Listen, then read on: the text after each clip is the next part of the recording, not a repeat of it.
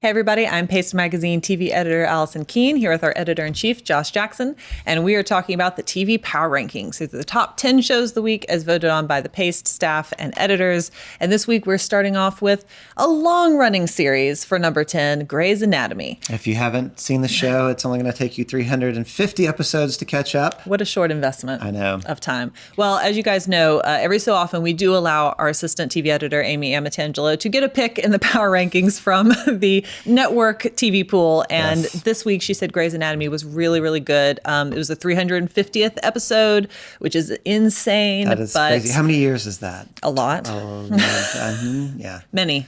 Double digits, almost getting to decades, I think, at this point. Yeah. But yeah, so this episode had a lot of callbacks for fans. A lot of characters that were either main characters on the show were referenced, or patients or doctors that we're familiar with from major episodes in the past. So lots of Easter eggs for fans, and apparently just quite a lot of drama as well. Meredith almost loses her license. I love how they like got names of old characters, just sort of like just throw them out, throw them in there, like sure. So yes, Grey's Anatomy is still going strong. If you've left it behind, maybe now is the time to check it out again. Number 9 this week is End of the Effin' World on Netflix. Its second season is really, really good. This is a series I've been meaning to watch forever, and all of a sudden season 2 drops, and I'm like, out of nowhere. I still haven't seen the first one, but you've seen the second season. I have. It took me a day to watch both of them, so a very short binge watch. That is a binge. It is. It was a binge, and it's a really, really fun show. So a lot of people felt like it didn't need a second season.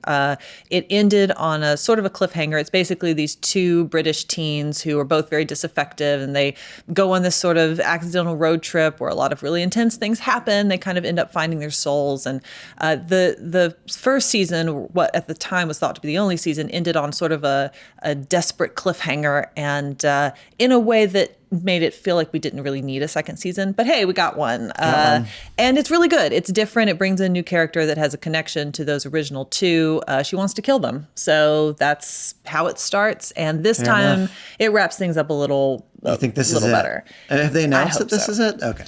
This should be it. It should be it. It definitely gives closure. It gives a little hope. The beginning of the end of the effing world. The beginning of the end of the effing world. So yeah, definitely one to check out on Netflix. Very short, half-hour episodes, 6 episodes for each season. So yeah, a quick binge watch.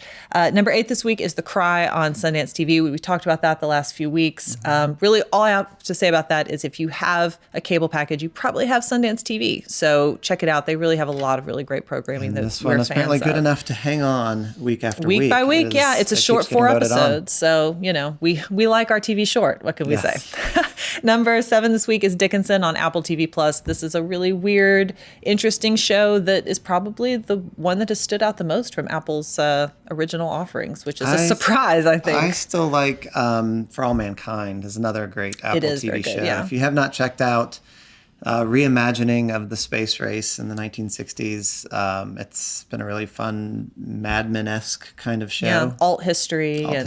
The For All Mankind is coming out weekly, but Dickinson has been released all at once. So if you're looking for a binge, Dickinson is a great one. Otherwise, you can keep up with For All Mankind weekly. And yeah, Apple's still one to watch. It's been an interesting story with its new launch. Number 6 this week is Poldark, which had its series finale on PBS, and it was everything you would hope for from Poldark, basically. Like, into the effing world, like, you don't expect it to be hopeful and give a really firm conclusion, but Poldark you do, and it did deliver that. So you can read the full review at pastemagazine.com from Carrie Lum, who is our resident Poldark expert. And has been for years. She's been covering this series for a long time now. Right. It's a really good show, and yeah, just a very satisfying conclusion for fans after 5 seasons, which is really all you can ask for. Actually, you can watch several of those reviews on our YouTube channel here. That's right. Yeah, Carrie's video reviews are up on YouTube and pastemagazine.com.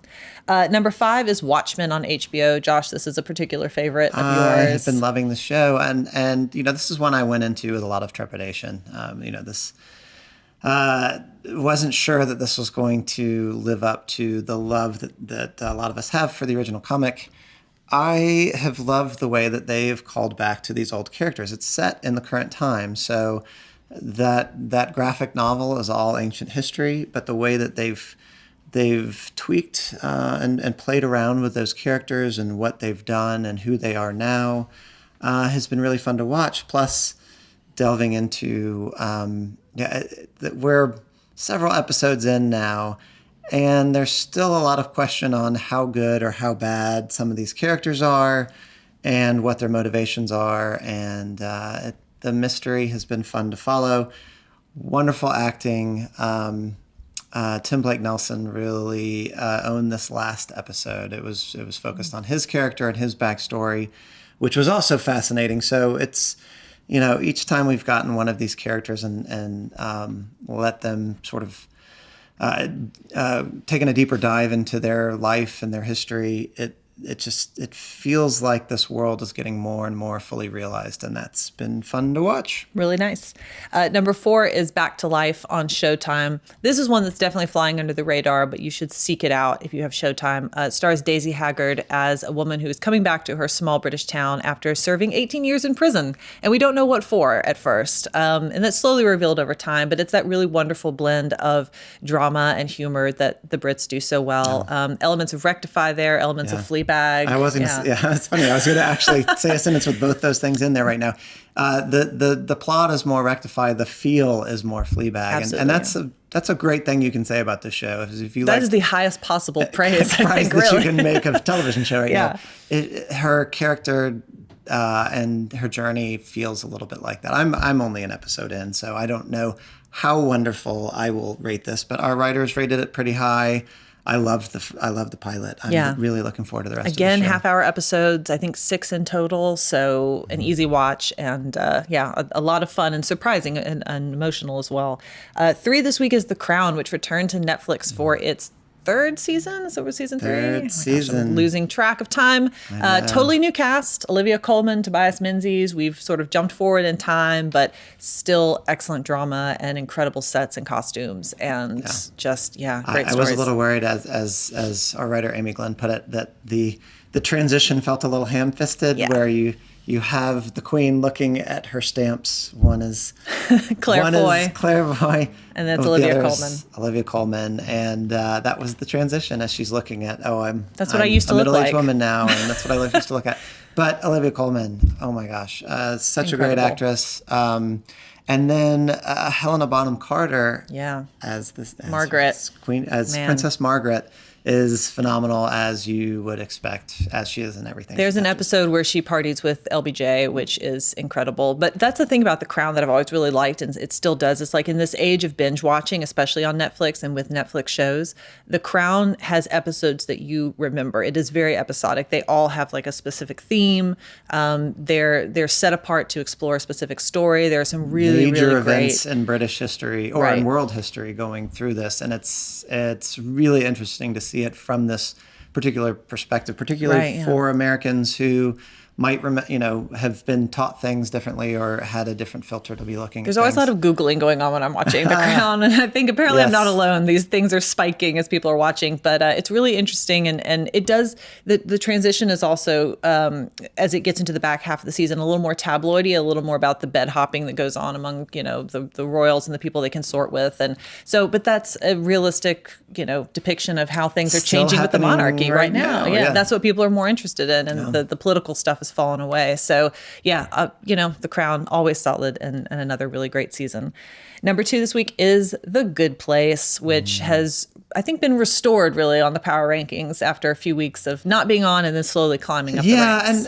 And I was a few weeks behind in watching, and I was surprised that it wasn't popping up on this, and having caught up, I could kind of see why it wasn't getting the love for the first couple episodes. It is back in full form. It is. The Janets in this episode were phenomenal. Always a favorite. Always a favorite. But I love this show. To me, it is one of the greatest sitcoms of the decade, I will declare, and I think we did declare in our rankings. Yes, we have. And this is where we are sprinting towards the finish, and the fate of humanity is in the balance. And in ways that it's not in any other show, really, on a very cosmic scale. Speaking of cosmic scale, our number 1 this week is The Mandalorian from Disney+. Now, this was really the only marquee show that Disney premiered with. They had a few new shows, but this was the one that everyone really was interested in. But if you're going to have a marquee show, set in the Star Wars universe, Make it Star Wars. That's pretty good. It's also, the episodes are half an hour long, which is amazing. That shows incredible restraint, and I respect it hugely. But the main thing about The Mandalorian, and if you don't want to know anything and you're not caught up, switch the video off now, because there's only one thing that we can possibly talk about, and that is Baby Yoda. Baby Yoda. Although The it's not cutest actually Yoda. thing. Baby Yoda species. Baby thing that adorable. looks like a Yoda species thing. It feels like it was designed by the marketing team to be as adorable as humanly possible. Like that we can even Enormous stand eyes, to look at. ears. It's Yes, like it is. if it was any cuter, we wouldn't even be able to see it. It's that intense. When it came Look on the away. when it came on the Side screen, eye at Baby Yoda. I paused and had to leave the room because it was so overwhelming. That is how cute Baby Yoda is, and you can feel the marketing and commercialism behind it, but you don't even care because its face is just so adorable.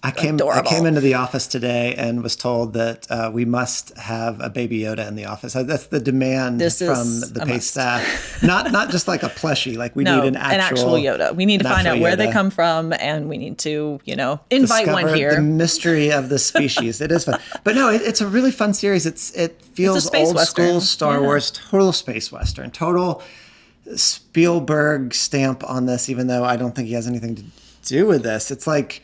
It's a love letter to Indiana Jones. Absolutely, yeah. The old school Star Wars. It's funny. Lots of practical effects, lots of, creatures that look puppety, and it is funny. It is fun. It does not, it feels so far removed from those prequels that I'm very glad. Yes. I mean, there are some characters that are like, oh, that guy's annoying, or, But even the more recent, like Rogue One and Solo and stuff, I mean, it's taken the best parts of the Star Wars universe and just distilled it into these little half-hour episodes that are running every week, which is a really fun rollout because then we're actually talking about it week to week instead of binging and purging immediately. But man, that Baby Yoda, that's really the be-all and all. Baby Yoda. It is. That's all we have to say about that. That's it for us this week. Join us next week here at our Pace Studio in downtown Atlanta, and we will bring you our top picks of the TV from that week.